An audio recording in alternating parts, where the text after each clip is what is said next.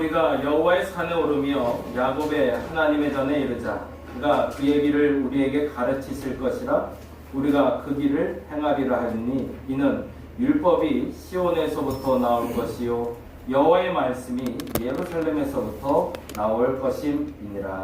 아멘. 찬송가 539장 우리 함께 찬양합니다.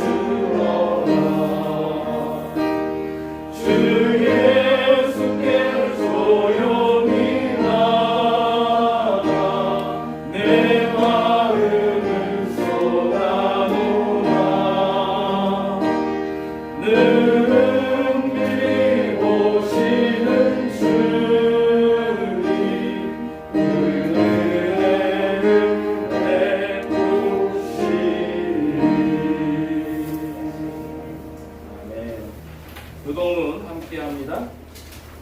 집넬자 부분은 제가 빼준 부분 여러분이 해주시면 됩니다. 어찌하여 열방이 분노하며 민족들이 허사를 경영하는고 세상에 사람들이 나서며 하나님들이 서로 대하여 여호와와 그 기름받은 자를 대적하며 우리가 그들의 것을 보고 그들의 것을 감사합니다. 하늘에 계신 자가 웃으시며 주께서 저희를 비우시리로다. 그때에 분을 바라며 진노하사 저희를 놀래어 이르시기를 내가 나의 왕을 내 거룩한 시온에서 따시리로다. 내가 영을 전하노라. 여호와께서 내게 이르시되 오늘 아들아 오늘 내가 너를 하노라. 내게 구하라. 내가 열방을 유업으로 주리니. 아멘. 자리에 앉아주시기 바랍니다. 찬송가 3장.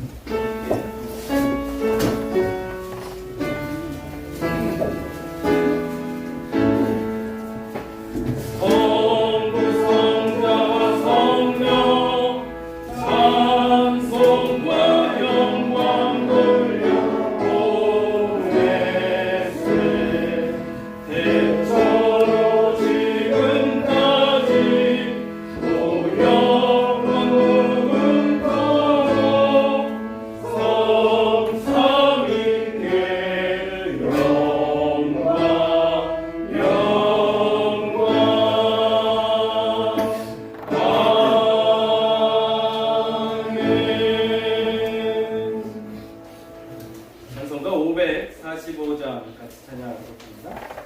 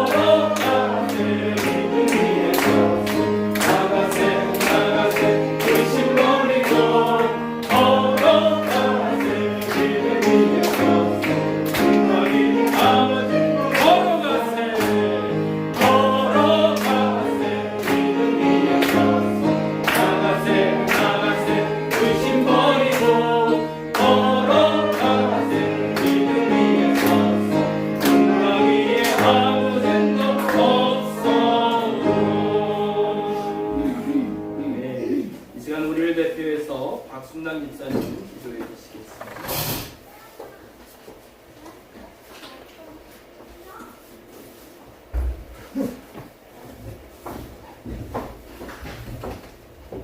다 같이 기도하시겠습니다. 할렐루야. 거룩한 주일날 하나님 앞에 나와 예배하게 하시니 감사합니다. 지난 주간 세상의 소리에 귀 기울이며 하나님 말씀을 멀리하고 온갖 죄를 짓고 이렇게 주님 전에 나왔습니다. 저희의 죄를 용서하여 주시옵소서. 하나님, 우리나라를 지켜주시옵소서. 나라가 혼란스럽고 점점 살기 어려워지는 이 시대에 주님이 믿는 저희가 기도하게 하시고 믿음으로 하나 되게 하여 주시옵소서. 저희 다림목교회가 사역하는 모든 일을 함께하여 주시기 원합니다. 사랑으로 존재의 일들이 일어나는 교회가 되게 하여 주시옵소서.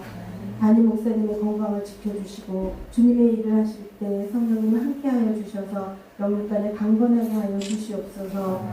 목사님의 가정을 지켜주시고 사모님과 아이들의 건강도 지켜주시길 원합니다. 함께하여 주시옵소서. 오늘 창세기 말씀으로 가인과 아벨과 셋을 통해 이름이 주는 의미에 대해 말씀하실 때 하나님의 음성을 듣는 저희가 되게 하시고 이 말씀을 가지고 세상에서 승리하는 삶을 살게 하여 주시옵소서. 사랑하는 주님, 우리 다리목교회 성도들의 가정을 지켜주시옵소서.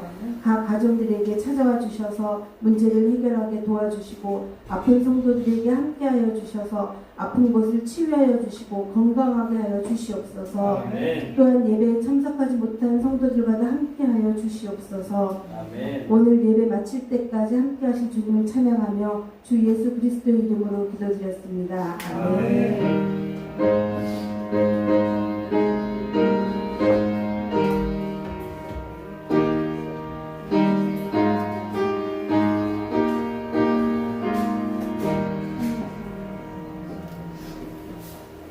오늘 말씀은 창세기 4장 1절에서 2절, 히브리서 11장 4절, 창세기 5장 3절에서 5절에 3개라 조금 복잡한데 창세기 먼저 찾으시고 히브리서 찾아서 같이 읽도록 합니다. 천천히 먼저 찾으시고 일어나도록 하겠습니다.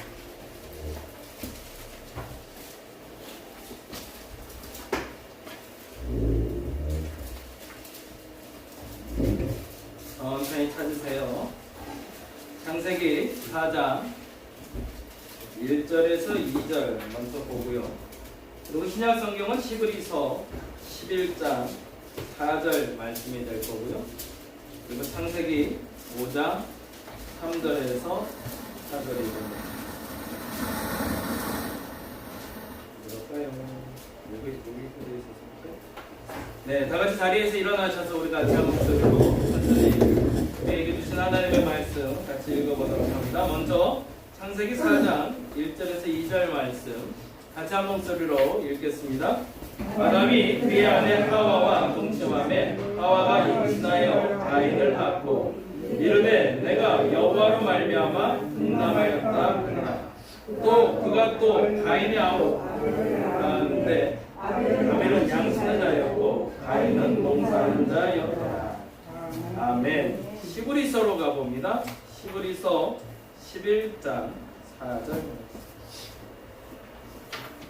다 찾으시고 우리 같이 한 목소리로 히브리서 11장 4절 같이 읽겠습니다. 믿음으로 아벨은 가인보다 더 나은 제사를 하나님께 드림으로 의로운 자라 하시는 증거를 얻었으니 하나님이 그 예물에 대하여 생각하시니라. 그가 죽었으나 그 믿음으로써 지금도 말하느니라. 아멘. 한 가지 더 봅니다. 창세기 5장 3절에서 5절. 조금 바쁜데요. 오늘은 같이 찾아서 같이 읽도록 하겠습니다.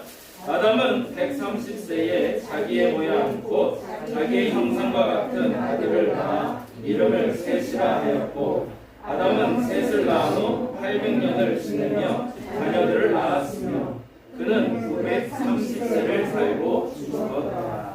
아멘. 자리에 앉아주시기 바랍니다. 오늘은 청년부의 특성이 있습니다. 앞으로 나오실 때 우리 박수로 환영하도록 하겠습니다. 주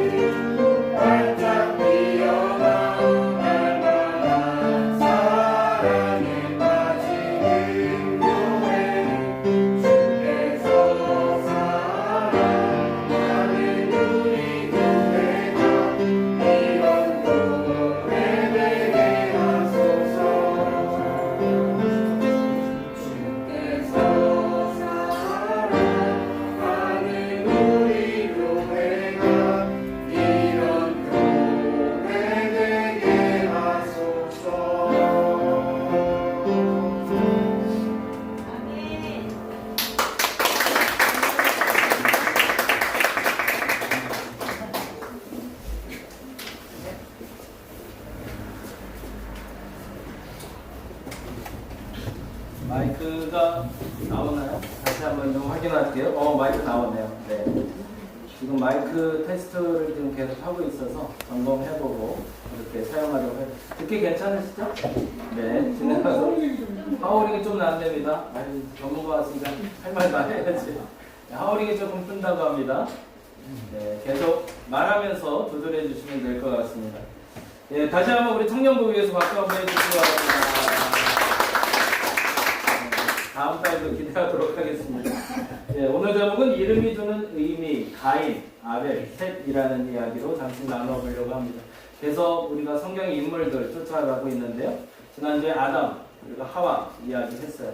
그래서 첫사람 아담, 그리고 함께 했던 여자 하와, 그들의 역할에 대해서 같이 나눴다면 그들의 자녀인 가인, 아벨, 셋이라는 사람을 통해서 우리에게 주시는 의미를 좀 한번 찾아보려고 합니다. 이거 혹시 보신 적 있나요? 굉장히 낯선 화면이죠. 꽤 오래된 문서인데요. 1940년대, 정확히 1939년 11월에 배포된 문서입니다. 1939년이면 어떤 시대일까요? 우리한테는 일제 시대가 되죠. 이 문서는 다음과 같은 이름을 갖고 있습니다. 대구 지방법원 창씨개명 공고입니다. 각 법원에서 각 지역별로 창씨개명을 해야겠다라고 공포를 들었습니다. 일제가 우리를 지배하는 동안 문화통치기라는 게 있고 민족 말살기라는 게 있습니다. 1940년부터 시작이 됐었는데 그때 그들이 했던 정책 중에 하나가 이름을 바꾸는 거였습니다.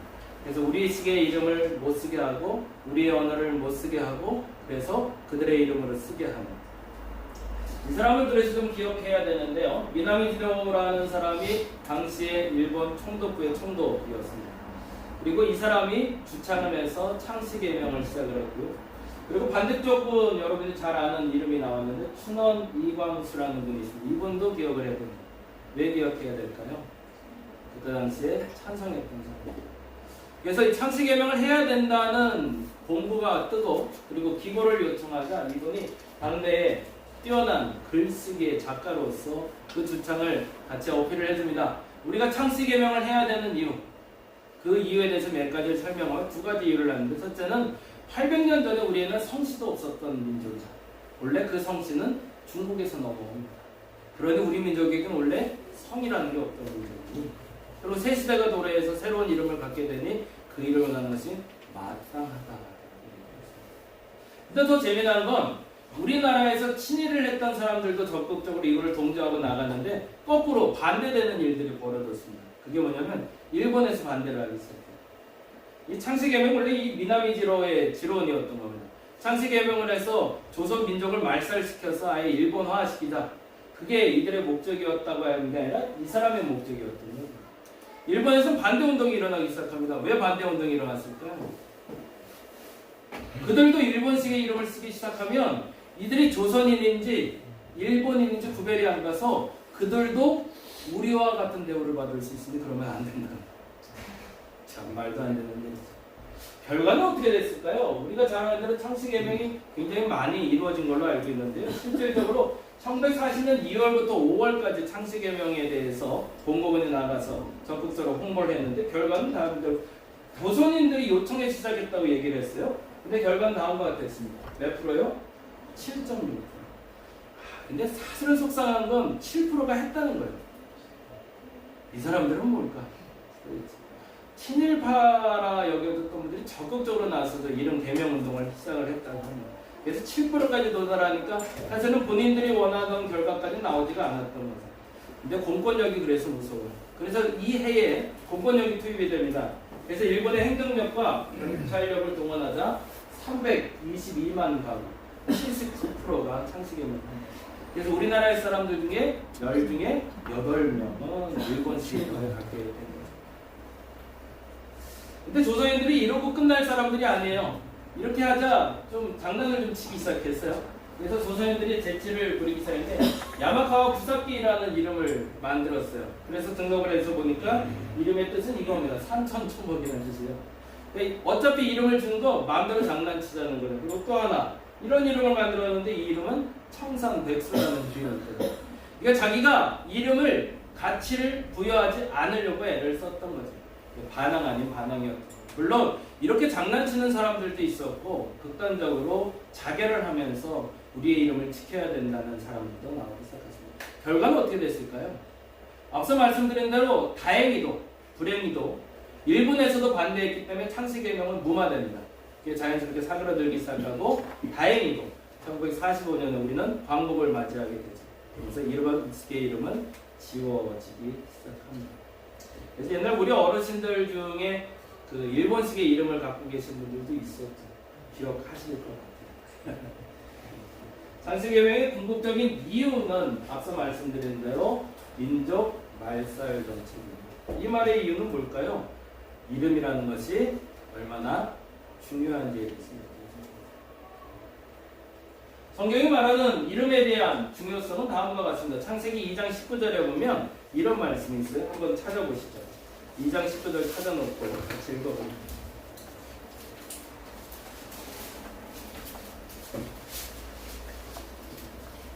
2장 19절 앞에도 있으니까요. 앞에 보셔도 되고 성경 보셔도 됩니다.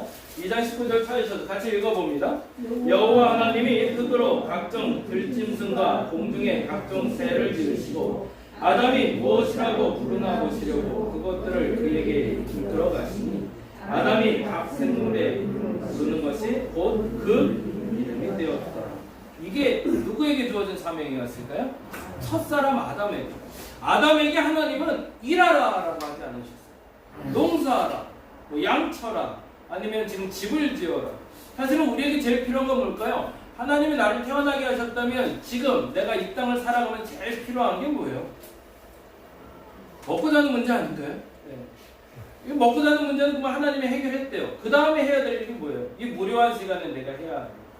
근데 그 중에 첫 번째로 하나님이 이에게 사명을 준 게 이름을 짓는 것이었다면 어찌 보면 이 땅에서 제일 필요한 그런 가장 중요한 것, 이 땅에서 시작하는 가장 중요한 것은 내게 어떤 이름이 주어집니다.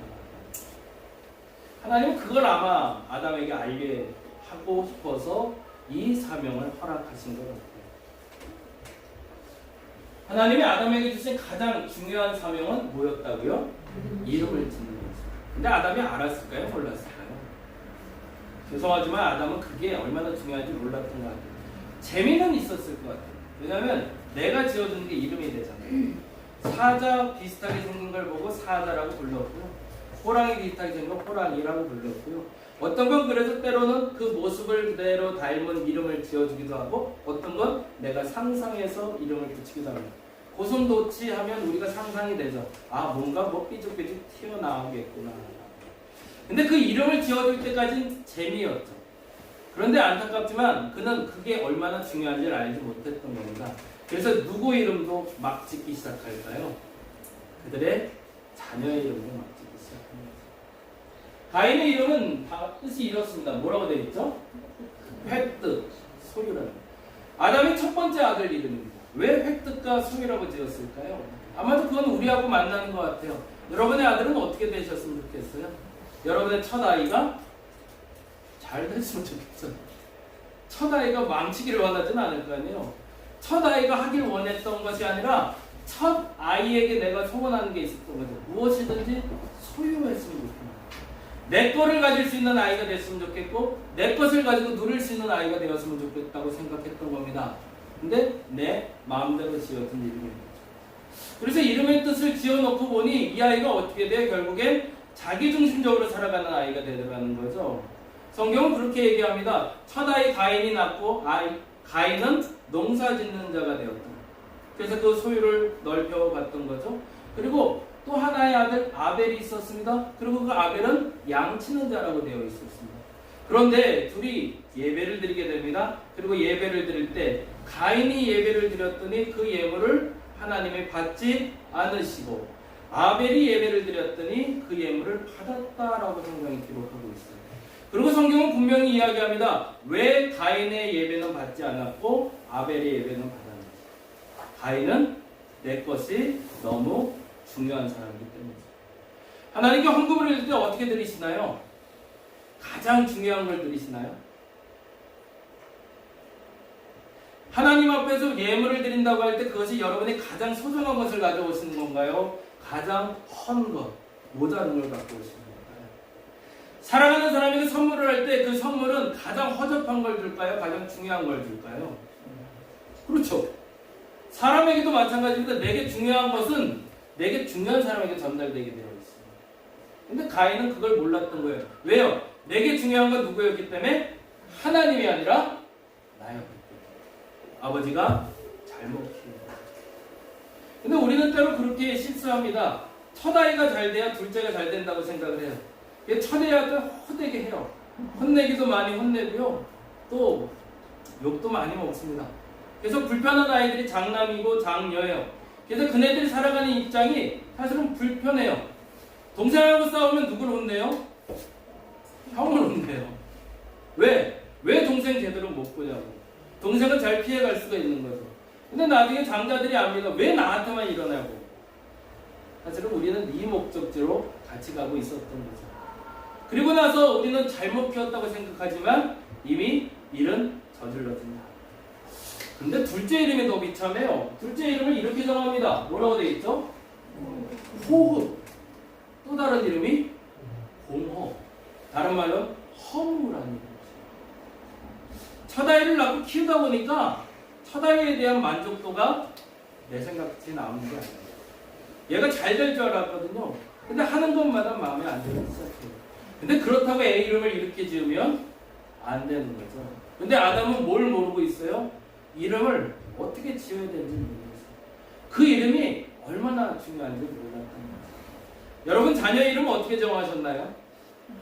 저는 장명소에서 만들어진 이름이라 할 말이 없습니다. 근데 장명소를 왜 갈까요? 어른들이 더 좋은 이름을 받아오려고 그래요. 그래서 각자의 이름에는 뭐가 있어요? 우리나라에도 의미가 있습니다. 왜요? 그 의미는 어떻게 부여가 된 거예요? 부모가 내 자녀가 이렇게 살기를 원하는 거죠. 그런 의미에서 보자면 둘째 이름은 너무 각박하네요. 어떻게 허무하다, 공허하다고 지었을까요? 근데 이건 제 추측입니다. 성경엔 그렇게 말하지 않고 어떤 주소책을 봐도 그렇게는 안 보이더라고요. 사람의 이름이 불려질 때가 두 번이 있더라고요. 첫 번째는 태어날 때. 그리고 또 언제 불려질까요? 죽었을 때. 아마도 죽었을 때 이름이 아벨이 아니었을까 싶어요. 또 다른 이름이 있지 않았을까? 아벨도 건강하게 잘 자랐겠죠. 가인처럼 아들 중에 하나였으니까 가인이 소유, 획득이었는데 둘째도 잘 지어줬겠죠. 잘 클 줄 알았고 사이 좋을 줄 알았는데 사이 좋지 않았어요.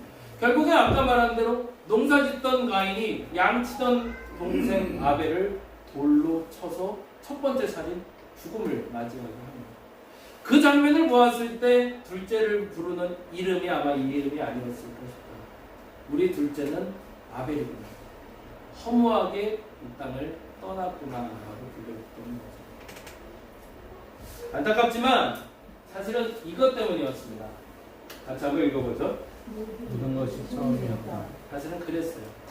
아담에게는 누가 알려준 사람이 아무도 없었어요. 모든 게 그냥 시작이었어요. 그리고 내가 하는 게 처음이었어요.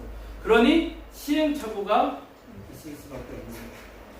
저와 여러분이 먼저 이걸 인정할 수 있기를 간절히 바랍니다. 결혼 2번 이상 하신 분 있나요? 감사하게도 우리 교회는 아직은 없는 것 같아요. 없었으면 좋겠어요. 사실은 처음이에요. 이 남자와 사는 것도 처음이고 결혼 생활도 처음이에요. 어떻게 하다 보니까 아이가 생겼어요.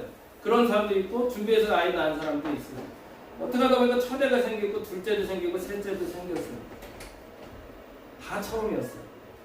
첫애를 키울 때 사람들에게 자료를 막 봤습니다. 요즘은 인터넷도 열심히 뒤지더라고요. 그래도 내 아이 키우는 건 이게 처음이에요. 모든 게 처음이라 서툴고 모든 게 처음이라 어렵습니다. 그리고 모든 게 처음이라 잘 안 돼요. 아담이 그걸 인정을 못했던 건데 그러면서 뭐를 배워가기 시작하는 거죠? 그가 하나를 그의 소중한 것을 잃어가기 시작합니다. 이걸 몰랐기 때문이죠. 같이 한번 읽어볼까요? 이름을 부여하여 불려준다는 것이 얼마나 중요한지 몰랐기 때문입니다. 그리고 아담은 배워가기 시작합니다. 이름을 어떻게 불러야 되는지, 사람을 어떻게 대우해야 되는지를 이제 배워가기 시작해요. 사회생활이 시작되는 거죠. 우리도 마찬가지인데요. 넘겨볼까요? 결혼도 시작이 처음이었고요. 출산도 처음이었고요. 그리고 가족이 되는 것도 처음이었어요. 그래서 둘째 기르기가 편해요. 셋째가 좀 나아요. 왜 나을까요? 첫애를 가지고 연습을 많이 했거든요. 애를 이렇게 혼내면 안 되는 거구나 이제 알았거든요. 애를 어떻게 좋은 일로 이끌어야 될지 알았거든요. 그래서 아이가 많은 집이 다복할 수 있는 이유는 아이를 키우는 법을 부모가 알았기 때문입니다. 근데 더 중요한 건 그럼에도 불구하고 우리는 가족이 되는 법을 배워본 적이 없어요. 공부해서 되는 게 아니더라고요. 저도 열심히 책 보는 사람 중에 하나인데요. 책 본 대로 안 되더라고요. 이런 아이들이 있으면 이렇게 키워야 된다고 그러고 부부가 문제가 갈등이 생길 때 이렇게 풀어야 된다고 인터넷 찾아봐도 나오고요. 책 봐도 다 나오는데요. 우리 가족 문제는 그렇게 안 풀리더라고요. 푸는 방법이 다 다르더라고요. 왜요? 다 처음이기 때문에. 오늘 첫 번째 여러분에게 부탁드리고 싶은 건 2024년에 이걸 인정해 달라는 겁니다. 우리 모든 게 다 처음입니다. 그래서 실수가 있는 겁니다. 그래서 잘못도 있는 겁니다. 만일에 하나님이 이게 처음이 아니고 반복되는 실수였으면 아담을 호되게 혼냈을 겁니다. 근데 하나님이 아담을 혼내지 않았고 하와를 혼내지 않는 이유가 있습니다. 왜 그랬을까요? 모든 게 처음이기 때문에. 실수하는 건 처음이기 때문에 그럴 수 있다. 여러분 인정할 수 있기를 간절히 바랍니다. 그리고 여기 계신 자녀분들도 너무 원망 마시고 우리 엄마 아빠가 어쩔 수 없었음을 인정하시면 좋겠습니다. 근데 안타까운 건 이거죠. 이 처음의 실수 때문에 이 사람은 너무 많은 걸 잃었어요. 첫 번째는 에덴이라는 동산을 잃어버렸어요. 그렇게까지 심한 거였을까? 근데 그럴 수밖에 없었어요. 왜냐하면 모르기 때문에 더 좋은 걸 줘봐야 그걸 지킬 수 있는 힘이 내게는 없기 때문이었죠. 그리고 두 아들을 잃어버려요. 아벨은 그의 형 가인에 의해서 죽임을 당했고 가인은 그 동생을 죽였던 이유로 도망가고 아담과 하와에게는 자녀가 다시 없어진 거죠. 얼마나 비참했을까요? 근데 그때 사람은 참 감사한 게요. 깨달음이 오더라고요. 모든 걸 잃고 나서야 깨달으면 너무 아쉽지만 소 잃고 외양간 고치는 게 얼마나 비참한지 우리 잘 아는데 우리 인생은 그렇더라고요. 근데 안타깝지만 그래도 깨닫지 못하는 것보다는 깨닫는 게 나은 거죠. 에덴을 잃고 두 아들을 잃고 나서 드디어 아담은 깨닫습니다. 뭘 깨달았을까요? 이름을 어떻게 지어야 되는지. 그래서 세 번째 아이의 이름을 짓습니다. 그 아이의 이름은 바로 기억하기도 좋습니다. 첫 번째, 두 번째는 가인과 아벨이라 좀 복잡한데 세 번째 아이는 기억하기 참 좋아요. 세 번째 이름이 셋이라고 합니다. 근데 그 의미는 하나, 둘, 셋은 아닙니다. 창세기 5장 3절에 보면 이런 말씀이 있습니다. 이게 지금 마이크가 안 나오는 상태죠? 그렇죠? 내 생소리로 하고 있는 거죠 지금. 이걸 켜고 하겠습니다. 네. 어쩐지 목이 계속 아파요. 네, 창세기 5장 3절 같이 한번 읽어보죠. 참 재미난 구절이 나와요. 이렇게 나옵니다. 첫 시작이 뭐여 있죠? 아담은 130세. 야, 이게 굉장히 중요해요. 아니 어떻게 130세 애를 낳아? 이게 중요한 게 아니고요. 여기서 봐야 될 건 다른 말이에요. 뭘 봐야 될까요? 비로소 130이 되어서야 깨달았다. 아담을 하나님이 창조하실 때의 그 모습은 17세에서 18세 형태라고 얘기합니다. 그러면 그때에 에덴에서 쫓겨났으면 20대에 쫓겨난 거예요. 가인과 아벨은 아무리 늦게 낳더라도 40대, 50대에 낳았다고 쳐도 그가 하나님이 주신 사명, 이름 부여한다는 것이 무엇인지 깨닫는데 얼마가 걸린 거예요? 130년이나 걸린 거죠. 그리고 다음 장을 이렇게 나옵니다. 어떻게 기가 막힌 단어가 나와요. 같이 읽어볼까요? 자기의 모양 곧 같은 아들을 낳아. 이제부터 알아요. 이 아이가 어떻게 생겼는지를 알아요. 이 아이에게 필요한 게 뭔지를 알고요. 이 아이가 부여되게 될 때 뭔지를 알아요. 그게 뭐죠? 나하고 같더라는 거예요. 그걸 알지 못했던 거거든. 지금까지는 계속 나하고 다른 것들만 계속 만났다고 생각한 거예요. 근데 자녀는 나를 닮은 존재라는 걸 알기 시작합니다. 그러니 여러분의 자녀가 공부를 못하면 아셔야 돼요. 아, 날 닮았구나. 공부를 잘하면 알아야 돼요. 아, 얘는 누군가를 닮았구나. 이게 다른 피에서 나온 게 아니라면 분명히 확실해요. 누구를 닮아서 나온 거지 안 닮았는데 그렇게 나올 리가 없어요. 아담은 몰랐던 거예요. 가인은 나보다 나을 거라고 생각했던 거거든요. 아벨도 근데 내 마음 같지는 않다는 거죠. 왜? 그리고 나서 깨달은 거죠. 나하고 닮은 존재가 있구나. 그리고 이름을 셋이라고 합니다. 이런 세 번째 아이 이름은 기억하기 좋을 것 같아요. 근데 이라 하였고 라고 했는데 셋의 뜻은 다음과 같습니다. 뭐라고 되어 있죠? 자리 잡다. 그러면 이해가 되죠. 아, 이제는 알겠는 거예요. 애 이름을 어떻게 지었는지. 그리고 그 이름의 또 다른 뜻은 대리인. 누구의 대리인일까요? 하나님의 대리인? 아니요. 나를 대신해서 살아갈 또 다른 한 사람이 만들어졌으면 알았던 거죠. 그래서 셋은 잘 키웠겠죠. 왜요? 이제는 애 키우는 법을 알았으니까. 재미난 건 시므리서 말씀인데요. 11장 4절에서 5절에 더 재미난 말씀이 있어요.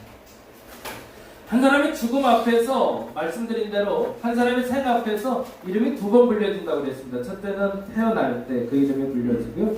두 번째는 우리의 죽음 앞에서 불려지게 됩니다. 우리의 이름은 영원히 기억된다면 어떤 이름을 기억될까요? 태어날 때 이름일까요? 죽었을 때 이름일까요? 죽었을 때 이름. 그래서 우리가 잘 살아야 되고요. 기회가 있다고 얘기를 해요. 태어날 때 이름대로 끝까지 살다가 끝까지 그 이름으로 불려주면 비참할 거예요. 왜냐면 잘못될 수도 있으니까. 잘 될 수도 있으니까. 태어날 땐 좀 엉망이었는데 시간이 지나며 자라며 생활하며 사회생활하며 좀 더 나은 사람으로 살아갈 수 있잖아요. 그래서 과거에는 깡패였는데 이 사람이 성인이 되었더라고 말할 수도 있고요. 이 사람이 예전에 가난했는데 이 사람이 부하게 됐더라고 말할 수 있습니다. 왜요? 죽을 때의 나의 모습이 사람들이 나를 기억하는 모습입니다. 그래도 우리에게는 아직도 희망이 있는 거죠. 아직은 안 죽었으니까 아직은 내 이름이 불려지는 게 그 이름으로 끝날 인생이 아니라는 얘기입니다. 다음 이름을 불러줄 겁니다. 그 이름이 뭔지를 히브리서에서는 다음과 같이 기억합니다. 한번 읽어볼까요? 11장 4절 읽어봅니다. 믿음으로 아벨은 가인보다 더 나은 제사를 하나님께 드림으로 뭐라고 바뀌었대요? 네, 의로운 자는 이름으로 바뀌었대요. 우리가 알고 있기는 아벨의 이름은 허무였습니다. 비참한 인생. 아담도 그렇게 불렀어요. 그의 죽음을 보며 내 아들은 불쌍해. 그게 그 죽음의 이름이라고 사람들은 얘기해 왔는데 하나님 그 이름을 바꿔 불렀다는 거예요. 뭐라고요? 그는 의로운 자. 또 하나 볼까요? 5절에 보니 또 다른 사람 이름이 나오네요. 읽어봅니다. 믿음으로 에녹은 죽음을 보지 않고 옮겨졌으니. 그 다음이 참 중요해요. 읽어봅니다. 하나님이 그를 옮기심으로 다시 보이지 않습니다. 그러면 죽음을 넘어서 간 사람이잖아요. 근데 이 사람을 언제 하나님이 어떻게 부르는지를 보세요. 다음 절 같이 읽습니다. 시작. 그는 옮겨지기 전에라면 언제요? 살아있을 때요? 죽었을 때요? 살아있을 때 이름이 바뀌었다는 거예요. 에녹이라는 사람의 이름이 바뀌었대요. 누가? 하나님이 바꿔 부르셨대. 너의 삶을 보니 이렇게 사는 사람이니 난 너를 이렇게 부르겠다고 얘기하세요. 뭐라고 부르시죠? 하나님을. 아, 멋있죠. 이 사람의 마지막 이름은 에녹이라고 부르지 않으시겠대요. 이 사람의 이름을 뭐라고 부르겠대요? 나를 기쁘게 하는 자라고 불러주시겠대요. 여러분이 그렇게 불려지시기를 간절히 바랍니다. 2024년에 여러분의 입술에서 나가는 단어가 바뀌었으면 좋겠어요. 아이 멍청한, 아이 바보 같은, 이런 말 이제는 그만 쓰라고. 왜 이렇게 멍청하니? 왜 이렇게 그런 것도 못하니? 라는 말은 이제 그만하고요. 그 사람을 부를 때 어떻게 불려야 될지를 여러분이 생각하시면, 물론 처음이기 때문에 우리는 실수가 많습니다. 근데 알았다면 바꿀 수 있겠죠. 어떻게 바꿀 수 있을까요? 마지막 하나님의 부름받는 순간에 우리도 이와 같은 이름을 받을 수 있을 겁니다. 어떤 이름? 저는 온전한 자라. 저는 기쁘시게 한 자라. 또 하나를 좀 볼까요? 재미난 단어가 또 하나 있어서 그것도 찾아드릴게요. 창세기 4장 26절인데요. 앞서 말씀드린 대로 아담이 이름을 준다는 것을 알았다고 했나요? 모른다고 했나요? 처음엔 몰랐어요. 그 이름을 부르는 게 얼마나 중요한지. 그래서 에덴도 잃고 가인도 잃고 아벨도 잃고 나서 세 번째 아들이 누구라고요?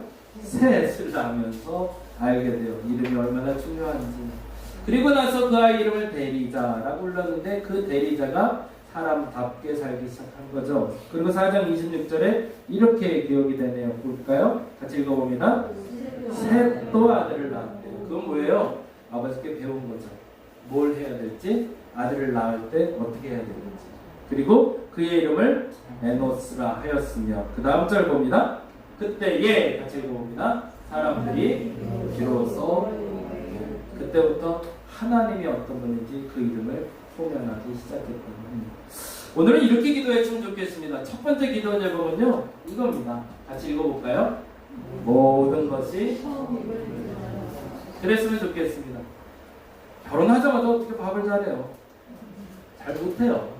당연한 거예요. 그렇죠? 아니 물론 시집 오기 전에 열심히 연습한 사람들도 있겠죠. 손짓 좋은 사람도 있고요. 못하는 게 정상이에요. 처음부터 공부 잘하는 애가 있나요? 없어요. 모든 것이 다 처음임을 2024년에 인정하시기 바랍니다. 내 부인은 좀 못나? 내 남편은 좀 못나? 원래 그래요. 남편 된 게 처음이라 그래요. 아내 된 게 처음이라 그래요. 자녀로 살아보는 게 처음이라 그래요. 그걸 먼저 인정할 수 있기를 간절히 바랍니다. 근데 두 번째로 중요한 게 있죠.